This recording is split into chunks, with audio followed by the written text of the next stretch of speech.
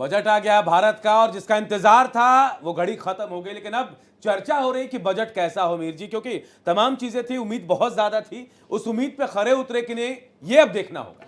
अनूप, ये पहली बार जो कर्तव्य भवन नया बना है वहाँ से बजट पहली बार मतलब आया है। और कर्तव्य भवन से इंस्पायर्ड बजट के बारे में जब वित्त मंत्री ने कहा तो देखो 3 पॉइंट उन्होंने कहा कि ये बजट, इसका एसेंस अगर समझना हो तो कैसे समझें। तो फर्स्ट कर्तव्य is to accelerate and sustain economic growth, आर्थिक विकास पे बल जोर हो गया। सेकंड कर्तव्य is to fulfil aspiration of people and build their capacity, मतलब लोगों की जो अंदर की इच्छा है, जो करना चाहते हैं, तो यही है कि आप अधिक से अधिक लोगों को स्किल बढ़ाइए। और तीसरी बात, थर्ड कर्तव्य है कि align with the vision of सबका साथ सबका विकास, मतलब समग्र विकास की बात हो रही है। अब जब बजट होता है, जो मेरा अपना अनुभव है, नीरज जी भी और यहाँ पे पांडे सर भी हैं, जब चुनाव सामने होता है कोई बड़ा, तो आपको उस बजट में स्पाइस मिलता है, जिस स्पाइस पे बात करने में मजा आता है। क्यों नीरज जी, मैं सही कह रहा हूँ? और अभी तो कोई ऐसा स्पाइस सामने में है नहीं, इसीलिए आप कह रहे हैं कि बजट जो है वो उतना पसंद आपको आया नहीं। तो वो स्पाइस आपको मिसिंग लगा या वाकई जेन्युइनली आपको लग रहा है कि ये 2 ट्रिलियन इकोनॉमी वाला बजट है, 5 ट्रिलियन इकोनॉमी वाला बजट नहीं है? नहीं, स्पाइस तो है ना। देखिए, आप असम के लिए कुछ स्पेशल अनाउंसमेंट्स हैं, केरला के लिए स्पेशल अनाउंसमेंट्स हैं, क्योंकि जहाँ जहाँ चुनाव है वहाँ वहाँ तो अनाउंसमेंट है। छोटे छोटे डीप में जाके देखेंगे तो वहाँ थोड़ा कोशिश की है। लेकिन जो भी हम लोग चर्चा भी कर रहे थे कि बजट ऐसा मुझे फॉर्मेटिव नहीं लग रहा, मतलब ऐसा कि कोई बहुत मन एकदम खुश हो जाए कि बहुत शानदार बजट आया है, वैसा बजट नहीं दिख रहा है। एक सामान्य सा बजट है और इसमें चुनाव का ध्यान रखा गया है। स्पेशल जो स्टेट्स है जहाँ पे इलेक्शन होने वाले हैं इस साल, उन सब में आप देखिए, कहीं आयुर्वेद का इंस्टीट्यूट बन रहा है, कहीं पे कोको के लिए कुछ किया है, ये सब चीज़ें की गई वहाँ के किसानों को या आम आदमी को लुभाने के लिए। लेकिन बिग बैंग पॉपुलिस्ट बजट नहीं है। ये एक इसकी अच्छी बात अगर आप ढूंढे तो ये कह सकता हूँ मैं कि जैसे बहुत सारे जो रेवड़ियाँ बटती थी वो नहीं बटी हैं, ये ठीक है। लेकिन हम दूसरी साइड से देखते हैं, मैं तो कह रहा हूँ टोटल बजट आप देखिए, आपको समझ में आ जाएगा कि इस बजट कितना अच्छा है, क्योंकि पैसा तो वहीं से बटेगा ना। बीच की स्कीम को इधर से उधर कर दिया, इसका नाम बदल दिया, उसको उससे मतलब नहीं। टोटल कितना पैसा आप खर्च करने वाले हैं वो इम्पोर्टेंट है, और आपका इंटरेस्ट बहुत ज़्यादा बढ़ रहा है पेमेंट, तो वो रिसीट से मुझे नहीं लगता कि बजट बहुत ज़्यादा फॉर्मेटिव या बहुत ग्रोथ ओरिएंटेड इस टाइप का नहीं लगता। रिस्ट्रक्चर्ड बजट नीरज जी, सबसे ज्यादा मिसिंग क्या है आपको? अगर आपसे अगर पूछा जाए कि सबसे ज्यादा मिस क्या है इसमें, इस बजट में, तो क्या कहेंगे आप? सबसे ज्यादा क्या, नेगेटिव कि पॉजिटिव? मिसिंग जो गायब है। सबसे ज्यादा जो मिसिंग है उसमें यह है कि हमें जो कैपिटल फॉर्मेशन है उसका तरीका नहीं समझ में आ रहा कि कैसे फॉर्म होगी, ग्रोथ कहां से आएगी, 10% से ऊपर नॉमिनल जीडीपी कैसे आएगी, वो नहीं बताया गया हमें। क्योंकि जो टैक्स रिसीट्स हैं आपकी, आप उसका नंबर देखिए और फिर टोटल बजट देखिए, तो वो मिसिंग लग रहा है मुझे। हमारे साथ अशोक पांडे सर भी हैं। वो चाहिए ना हमें पहले तो। आप नीरज जी की बात से इत्तेफाक रखते हैं सर? क्या नीरज जी की बातों में जो उन्होंने कहा कि रेवड़ियाँ नहीं बटी, मैं तो समझता हूँ कि वही स्पाइस है इस बजट का। अच्छा। तो कभी कभी रेवड़ी और स्पाइस का भी एक संबंध होता है। लेकिन नीरज जी शायद उनके पास फिगर्स होंगे, लेकिन मैं ये समझता हूँ कि देखिए, पहले तो फिजिकल डेफिसिट को अगर आप एक डिसिप्लिन वे में कंट्रोल कर ले रहे हैं तो वही सबसे बड़ी बात है ना। आप देखिए, विदाउट कॉम्प्रोमाइजिंग द ग्रोथ, और आप पैसा दे रहे हैं जहाँ पे ज़रूरत हो। चलो, और तीसरी बात जो मैं कह रहा था कि जो एसएमईज हैं, जो स्टार्टअप है जी, और इन सभी लोगों को अगर हम एक प्रोत्साहन दे रहे हैं तो वो किस लिए दे रहे हैं? वो इसीलिए दे रहे हैं कि जो हमारा in house make in India जो हमारा प्रोडक्शन है वो हमारा कॉस्टली ना हो, जिससे कि हमें इंपोर्ट की ज़रूरत पड़े। अभी तक हमारे साथ यही एक बड़ी दिक्कत थी कि अगर जो चीज़ हमें यहाँ मिल रही है वो महंगे दाम पे मिल रही है और बाहर से सस्ती मिल रही है, तो हमारे ऊपर एक दूसरा प्रेशर आता था। तो अगर उसको भी हम कंट्रोल कर लें, जिसको कि इन्वर्टेड टैक्स कहते हैं, तो वो भी एक इसमें बड़ी अच्छी बात है मेरे समझ से। तो ये 3 चीज़ें तो फंडामेंटल्स मुझे अपनी जगह पे लग रहे हैं। यही सर, आप शिक्षाविद हैं, मैं आपसे आगे भी सवाल पूछूंगा, लेकिन हमारे साथ देखिए और भी लोग जुड़े। रोहित जैन है, सीए हैं। रोहित जी, टैक्स में कोई बहुत ज्यादा चेंजेस नहीं है।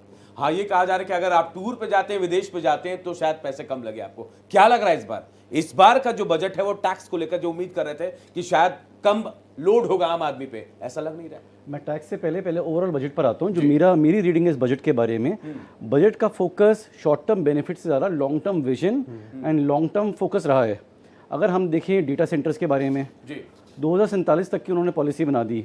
सेमीकंडक्टर इंडस्ट्री के बारे में हम देखें, हम ग्रीन एनर्जी के बारे में देखें, हम इंफ्रास्ट्रक्चर के बारे में देखें, हम डिफेंस के बारे में देखें। सी शॉर्ट टर्म रेवड़ियाँ नहीं दी है, बट लॉन्ग टर्म विजन की वो फोकस रहा है गवर्नमेंट का। अब मैं आता हूँ डायरेक्ट टैक्स पे। सबसे बड़ी बात तो जो हमारा इनकम टैक्स एक्ट 1961 था वो ख़त्म हो गया। वो अब हो गया है इनकम टैक्स एक्ट 2025 जो 1 अप्रैल 2026 से लागू होगा। जैसे मैंने पी बजट में भी कहा था, टैक्स में बहुत ज़्यादा चेंजेस की उम्मीद नहीं थी। सरकार ने सिंप्लीफिकेशन के ऊपर फोकस करा है, लिटिगेशन के ऊपर, लिटिगेशन कम करने पर फोकस करा है, डीक्रिमिनलाइजेशन पर फोकस करा है। स्लैब रेट में कोई चेंज नहीं हुआ। स्टैंडर्ड डिडक्शन 50,000 से 75,000 कर दी। टीडीएस के रेट्स में बहुत ज़्यादा सिंप्लीफिकेशन करी है। टीसीएस जो अगर इंडिया से बाहर पैसा भेजते थे फॉर एजुकेशन, मेडिकल, ट्रैवल के लिए, वो रेट कम कर दिए। 10 और 5 से लेकर कम करके अब 2% कर दिया है। इसके अलावा टैक्स हॉलिडे दी है डेटा सेंटर्स के लिए। बहुत ज़्यादा चेंजेस नहीं करे डायरेक्ट टैक्स में। is negligible. So therefore there's no revenue which is coming in. Public capital expenditure has again been hiked, which means that private capital expenditure or private investment is not kicking in. Your foreign direct investment has been declining. So therefore you can grandstand and talk about motherhood and apple pie. That does not address the structural problems in the Indian economy. Where are the financial allocations to back it up? Wherever financial allocations have been announced, it is over 5 years, right? So therefore you can announce a number of 10,000 crores and softly say over 5 years, which is 2,000 crores a year, which is neither here nor there. वही परंपरा वाली बात, शायद विपक्ष खुश नहीं है। जाहिर सी बात है, सत्ता पक्ष और विपक्ष में सत्ता पक्ष हमेशा सही बताता है तो विपक्ष इसे गलत बताता है। रोहित जी अपनी बात पूरी कर सकते हैं। हाँ जी, तो मैं डायरेक्ट टैक्स में बता रहा था, एक बहुत बड़ा बदलाव करा है कि डीक्रिमिनलाइजेशन का। अभी पिछले 1 साल में 2 साल में हमारे काफ़ी जान पहचान वालों में, लोगों में नोटिस आए, फॉरेन एसेट्स को डिस्क्लोजर नहीं करा हुआ था, वो सरकार ने डीक्रिमिनलाइजेशन करा है और 6 महीने का टाइम दिया है कि जिसके फॉरेन एसेट्स हैं, फॉरेन इनकम है, उसको सरकार को डिस्क्लोज करिए, टैक्स दीजिए एंड नो क्रिमिनल प्रोसीडिंग्स। ये बहुत बड़ा स्टेप है कि लोग पैसा अपना जो बाहर लेके गए थे उसको डिक्लेयर करेंगे एंड सरकार के पास रेवेन्यू आएगा। एक और गेस्ट हमारे साथ मेरी जी जुड़े, उनको भी मैं इंट्रोड्यूस कर देता हूं। डॉक्टर राजा राम त्रिपाठी, राष्ट्रीय संयोजक है किसान महासंघ के। सर, किसानों को कुछ मिला कि नहीं मिला, आपसे पूछ रहा हूं। मेरा स्पष्ट मानना है, मैं चूंकि बजट आंकड़ों के साथ आता है तो मैं आंकड़ों से बात करूंगा। 2025-26 का जो बजट था, सकल बजट 50.6 लाख करोड़ का था और उसमें कृषि एवं कृषक कल्याण को सारे जो बजट का पैकेज था वो था 1.38 लाख करोड़, 1.3 लाख करोड़ था, लाख करोड़। और अब जबकि 54.1 लाख करोड़ का टोटल बजट है, तो उम्मीद की जा रही थी कि लगभग 1.5 लाख करोड़ के आसपास कृषि कल्याण को दिया जाएगा, किसान कृषि कल्याण को। सारा इनाम उनाम जितनी आप योजनाएं बताते हैं सबका पैकेज टोटल करके, और बजट में केवल 1.27 लाख करोड़ दिया गया है, यानी पिछले बजट से 11,000 करोड़ कम कृषि मंत्रालय को दिया गया है। और अनुपात अगर टोटल बजट में देखिए तो लगभग 25,000 करोड़ की कटौती की गई है किसानों के मद में। और साथ ही साथ जो उम्मीद थी कि ममता बनर्जी देखिए, Dankuni to Bardhaman to Bankura to Durgapur to Purulia, other is Kalyani to Bardhaman, Birbhum, Malda, Siliguri, Kuch Bihar. Other we have announced 6 economic corridors which will covered throughout the country, throughout the state. So what they said about 3 corridors, that is absolutely a garbage of lies, blatant lies. It is already on process. And we have started working there. And already we will see that in Jungle Mahal, Jungle Sundari project in Purulia, for this economic corridor, 72,000 crores are going to be invested. And already there are so many people, they are setting investment, they are setting their cement hub. Now Bengal have become cement hub.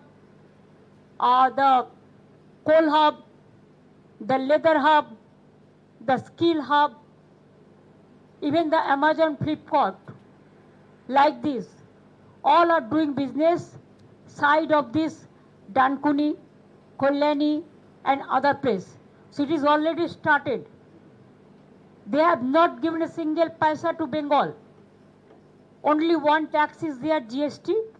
They are taking away our money and saying big talk. They are giving us money. It is our money. Now only one tax is there. What they are collecting from Bengal, they are not giving our food funds. Will get about more than 2 lakh crores from the central government. So they don't have any moral authority to run the government and to finish the country like this. They want to destroy the economic structure of the country, the constitutional structure of this country, the independent agency, including the infrastructural facilities, the economy, the social sector, the economic sector, the federal sector, all is been vanished. Only talking too much and less work. What they do, only they use some jugglery of words which cannot affect. You have to give the advantage to the people, which common people can enjoy the facilities. সাধারণ মানুষের জন্য কিছু করেনি, তপশিলীদের জন্য কিছু নেই, আদিবাসীদের জন্য কিছু নেই, যুবকদের জন্য কিছু নেই। तो ममता बनर्जी थे मीर जी, जो हम बात कर रहे थे कि भाई चुनावी साल है और सबसे ज्यादा टफ फाइट यही है बंगाल में, और ममता कह भी रही कि भाई इकोनॉमी को डिस्ट्रॉय करने की कोशिश आम आदमी के लिए कुछ भी नहीं है।